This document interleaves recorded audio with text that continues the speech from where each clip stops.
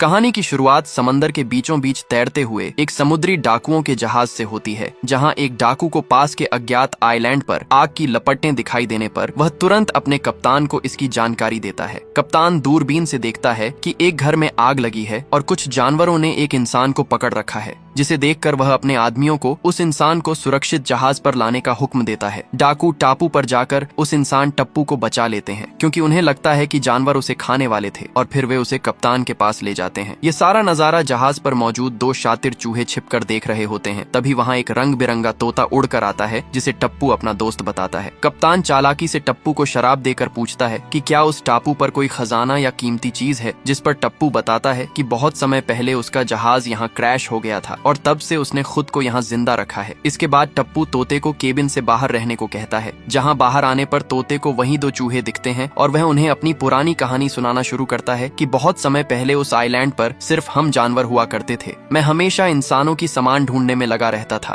तभी ब्लू नाम का पंछी उसे एक पार्टी में बुलाता है, जहाँ सभी साथी अपना अपना खाना लेकर आए थे। लेकिन तोता इस बात के सबूत ढूंढने में लगा था कि इस आइलैंड के बाहर भी एक दुनिया है जहाँ और लोग रहते हैं। टापू का कोई भी जानवर उसकी बात पर यकीन नहीं करता और ब्लू उसे समझाता है कि पिछली बार जब उसने समंदर पार करने की कोशिश की थी तो उसकी जान जा सकती थी। लेकिन इन सब के बावजूद तोते को पक्का यकीन है कि इस टापू के पार एक अलग दुनिया है। तभी कहानी एक फ्लैशबैक में जाती है, जहां हम एक और जहाज देखते हैं, जिसमें बहुत समय पहले टप्पू अपने वफादार कुत्ते के साथ पहली बार समंदर के सफर पर निकला था। उसी जहाज पर माल और मे नाम की दो शातिर बिल्लियां भी मौजूद थीं, जो भूख मिटाने के लिए टप्पू की मुर्गियां चुराने की कोशिश करती हैं। लेकिन टप्पू का कुत्ता मुस्तैदी से उन्हें रोक देता है और टप्पू भी अपनी मुर्गियों को बचाकर उन बिल्लियों को एक कमरे में बंद कर देता है, जिससे चिढ़कर वे बिल्लियां उन इंसानों से बदला लेने की ठान लेती हैं। इसी बीच समंदर में एक भयानक तूफान उठ खड़ा होता है, जिससे बचने के लिए आइलैंड पर मौजूद सभी जानवर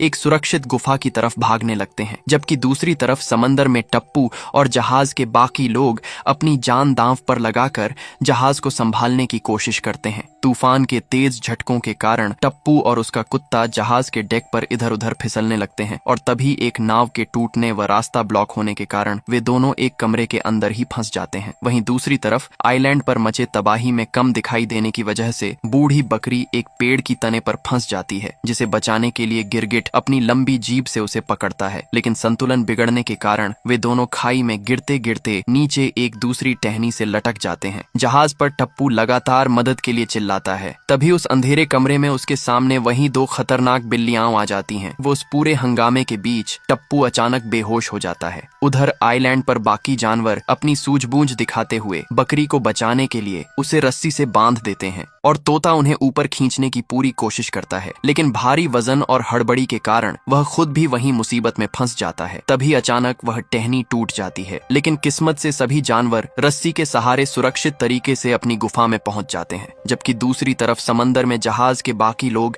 एक छोटी लाइफ बोट की मदद से जान बचाकर भाग निकलते हैं और टप्पू क्रूसो अकेला ही उस टूटते जहाज में फंसा रह जाता है। रात के सन्नाटे में सभी जानवरों को समंदर की तरफ से कुछ अजीब आवाजें सुनाई देती हैं और जैसे ही सुबह होती है, तोता एक बार फिर दुनिया के सबूत ढूंढने के लिए चीजें तलाशने लगता है। तभी बूढ़ी बकरी को किनारे पर इंसान का कुछ बहकर आया सामान मिलता है और तभी अचानक सभी जानवरों की नजर किनारे पर फंसे उस विशाल जहाज पर पड़ती है। सब हैरान होकर सोचते हैं कि यह क्या अजीब चीज है। तोता उड़कर जब जहाज के पास जाकर देखने लगता है तो वह बेहद खुश हो जाता है, क्योंकि उसे जहाज पर और भी ज्यादा सामान मिलता है, जबकि बाकी जानवर डर के मारे कांप रहे होते हैं। तभी तोते को जहाज के मलबे पर वह कुत्ता और इंसान टप्पू जिंदा दिखाई देते हैं और होश में आते ही टप्पू मदद के लिए जोर जोर से चिल्लाने लगता है। इंसान को देखकर टापू के बाकी जानवर डर कर झाड़ियों में छुप जाते हैं और टप्पू तैरते हुए किनारे की तरफ बढ़ने लगता है। तोता एक इंसान को इतनी करीब से देखकर हैरान परेशान रह जाता है। आखिरकार सूखी जमीन पर पहुंचकर टप्पू बेहद खुश होता है, लेकिन टापू के जानवर टप्पू और उसके कुत्ते को कोई खतरनाक दानव समझ बैठते हैं और उन्हें वहां से डराकर भगाने के लिए जोर जोर से अजीब आवाजें निकालकर शोर मचाने लगते हैं। इस भयानक शोर से डरकर टप्पू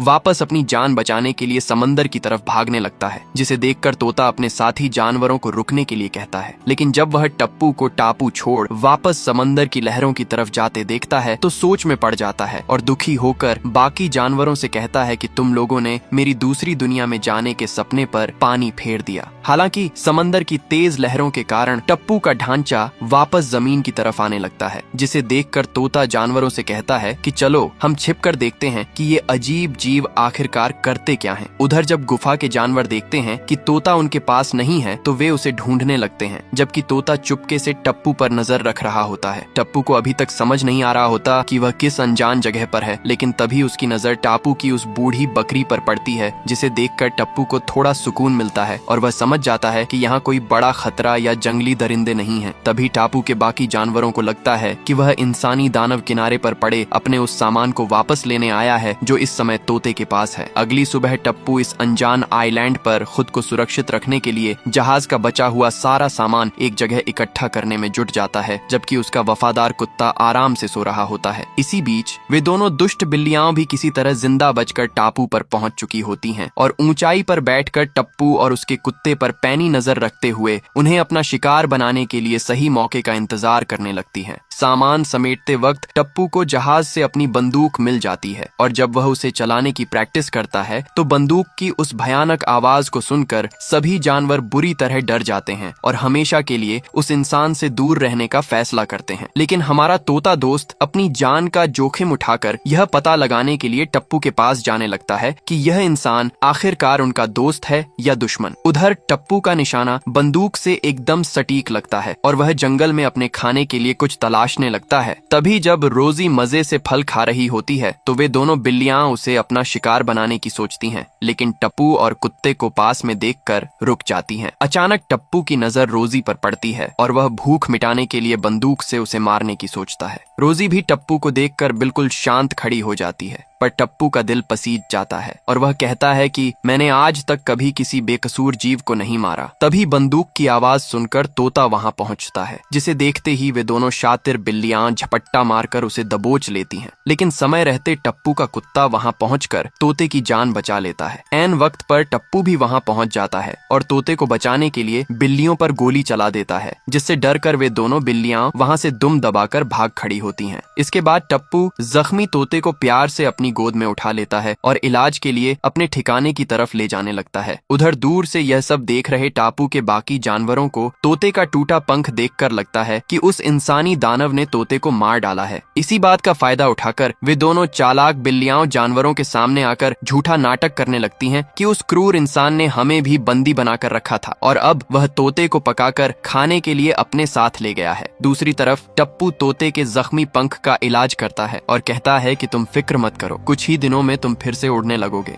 टप्पू एक बार फिर अपने काम में लग जाता है, जहां तोता शुरुआत में टप्पू के कुत्ते को देखकर थोड़ा डरता है और उधर जंगल में वे दोनों बिल्लियां टापू के बाकी सीधे साधे जानवरों को भड़काते हुए उस बेकसूर इंसान को वहां से भगाने या हमेशा के लिए खत्म करने के लिए उकसाने लगती हैं। उधर कुत्ता डरे हुए तोते को शांत होने के लिए कहता है और उसका डर दूर करते हुए समझाता है कि हम तुम्हें नुकसान नहीं पहुंचाएंगे, बल्कि हमने तो तुम्हारी जान बचाई है और मेरा मालिक तुम्हें बहुत पसंद करता है। बातों बातों में कुत्ता तोते को बताता है कि यह खूबसूरत आइलैंड अब हमारा घर है, जिस पर तोता कहता है कि इस टापू के इतिहास में पहली बार दूसरी दुनिया से कोई यहाँ आया है। दूसरी तरफ वे दोनों चालाक बिल्लियां टापू के सीधे साधे जानवरों को डरावना लुक देने के लिए उनका हुलिया बदल देती हैं और उन्हें अपना खौफनाक प्लान समझाते हुए कहती हैं कि हम सब मिलकर जहाज पर धावा बोलेंगे, जहां मैं और मैं उस कुत्ते से निपटेंगे और बाकी जानवर मिलकर उस इंसानी दानव को मार गिराएंगे। योजना के मुताबिक सभी जानवर जहाज पर हमला कर देते हैं। तभी टप्पू के सिर पर तोते का कटा हुआ पंख देखकर जानवरों को लगता है कि तोता मारा जा चुका है और वे गुस्से में टप्पू पर टूट पड़ते हैं। इसी अफरा तफरी के बीच वे दोनों बिल्लियां चुपके से तोते पर दोबारा जानलेवा हमला कर देती हैं, जिन्हें रोकने के लिए टप्पू का कुत्ता आगे आता है और उनसे भिड़ जाता है। दुष्ट बिल्ली जहाज के बारूद वाले हिस्से में आग लगा देती है, जिससे जहाज धू धू कर जलने लगता है और तभी एक भारी जलती हुई लकड़ी का लट्ठा गिरने के कारण वह बेचारा कुत्ता उसी आग के बीच फंसा रह जाता है। तोता बाकी जानवरों से मदद की गुहार लगाता है। तोते को जिंदा देखकर और उसकी दर्द भरी आवाज सुनकर सभी जानवरों का गुस्सा शांत हो जाता है। जहाज पर लगी भीषण आग के बीच वह वफादार कुत्ता तोते से अपनी जान बचाकर वहां से तुरंत उड़ जाने को कहता है और तभी बारूद में एक जोरदार धमाका होता है। अपने सबसे पक्के मददगार को खोकर टप्पू बुरी तरह उदास हो जाता है, जबकि वे दोनों दुष्ट बिल्लियां लहरों के सहारे बचते हुए पास के ही एक छोटे और वीरान टापू पर पहुंच जाती हैं। अगली सुबह टप्पू नम आंखों से अपने प्यारे कुत्ते की यादों को समेटते हुए उसे हमेशा के लिए अलविदा कहता है। तभी वहाँ वह तोता आ पहुँचता है, जिसे जिंदा देख टप्पू के चेहरे पर थोड़ी खुशी लौट आती है। तभी ब्लू तोते को वहाँ से भागने को कहता है, लेकिन तोता कहता है कि मैं उसे छोड़कर नहीं जा सकता। ये सब उन दुष्ट बिल्लियों की करतूत थी। उसने मेरे टूटे पंख को ठीक किया और कुत्ते ने मेरी जान बचाने के लिए अपनी कुर्बानी दे दी। उधर जंगल में ब्लू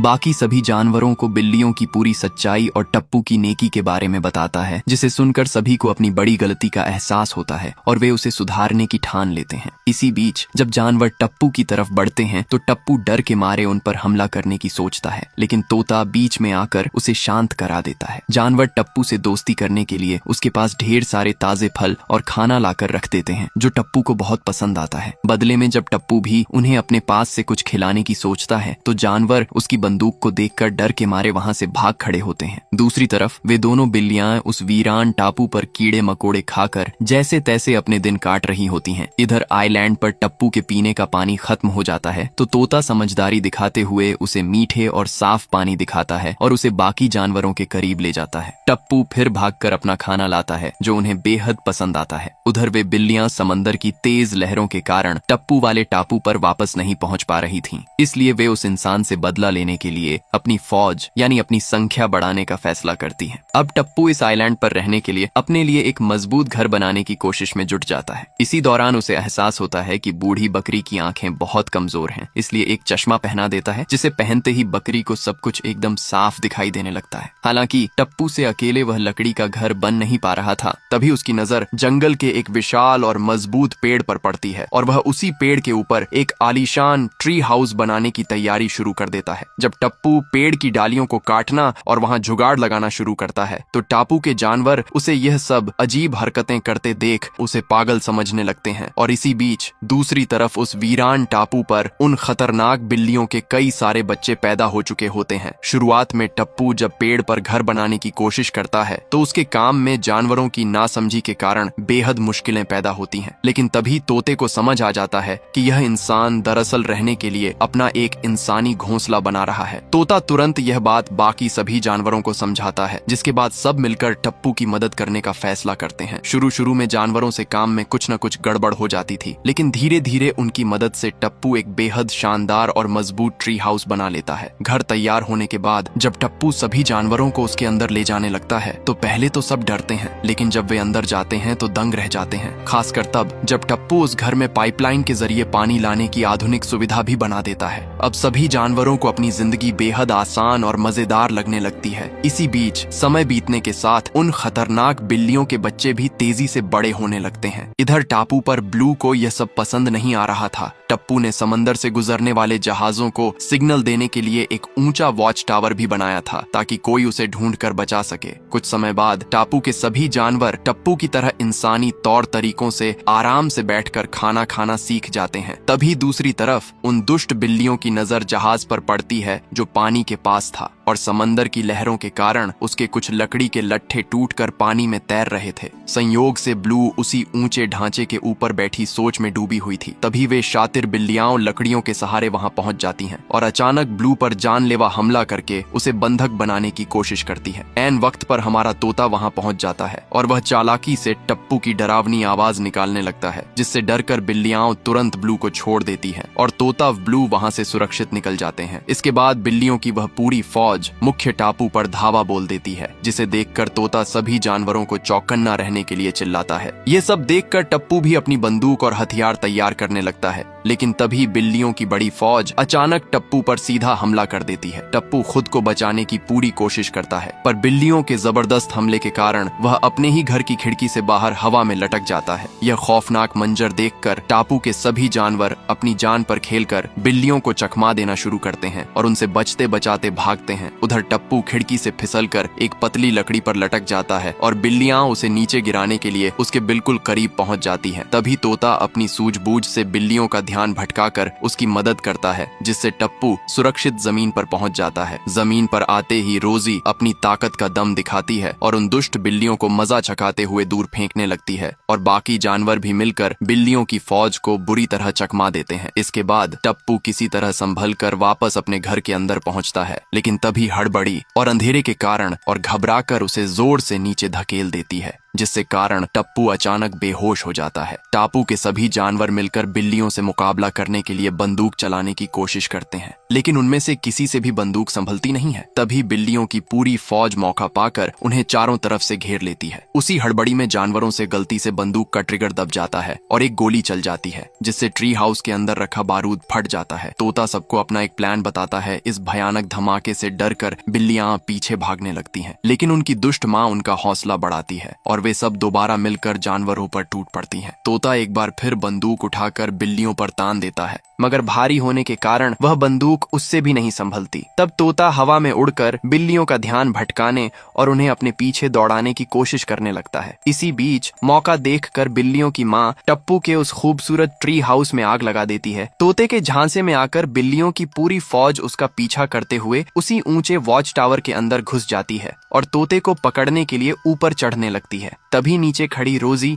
अपनी पूरी ताकत से उस टावर को जोर जोर से हिलाना शुरू कर देती है। उसी वक्त ऊपर एक लकड़ी के कोने में तोते की पूंछ फंस जाती है, लेकिन ऐन मौके पर ब्लू वहां पहुंचकर तोते की जान बचाता है और रोजी के जोर लगाने से जिससे टावर पर छड़ी सारी बिल्लियां सीधे समंदर के गहरे पानी में जा गिरती हैं। तभी सभी जानवरों की नजर जलते हुए ट्री हाउस पर पड़ती है, जहां बेहोशी से जागा टप्पू जलते घर से बाहर निकलने के चक्कर में एक रस्सी में बुरी तरह फंस जाता है। यही वो समय था जब डाकू ने टप्पू को देखा था। टप्पू डाकुओं को बताता है कि जब मैं आग में फंसा था और जानवरों ने मुझे बचा लिया। टप्पू की यह अजीब कहानी सुनकर डाकुओं के कप्तान को बहुत बुरा लगता है और वह उसे झूठा समझता है और कहते हैं, अब तुम हमारे साथ ही रहोगे वरना हम तुम्हें यहीं खत्म कर देंगे। तभी बिल्लियां भी तैरकर उनके इसी डाकू वाले जहाज के पास पहुंच चुकी हैं। मौका पाकर टप्पू छिपते हुए डाकुओं की एक छोटी नाव चुराकर भागने की कोशिश करता है, लेकिन कुछ डाकू उसे देख लेते हैं और पकड़ने के लिए दौड़ते हैं। टप्पू अपनी सूझबूझ से डाकुओं को चकमा देकर पानी में कूद जाता है और बिल्लियों की आई लकड़ी की सहायता से टापू की तरफ भागने लगता है। डाकू बंदूक निकालकर उस पर निशाना साधते हैं, लेकिन तोता कप्तान की हूबहू आवाज निकालकर सभी डाकुओं को गोली चलाने से रोक देता है। तब तक टप्पू डाकुओं की पहुंच से बहुत दूर निकल चुका होता है। इस तरह वे शातिर बिल्लियां हमेशा के लिए डाकुओं के जहाज पर ही छूट जाती हैं। लेकिन तभी तोता उड़कर आता है और उन चूहों को अपने साथ सुरक्षित बचाकर वापस अपने खूबसूरत टापू पर ले आता है, जहां टप्पू और उसके सभी जानवर दोस्त अब हमेशा के लिए एक साथ खुशी खुशी रहने लगते हैं।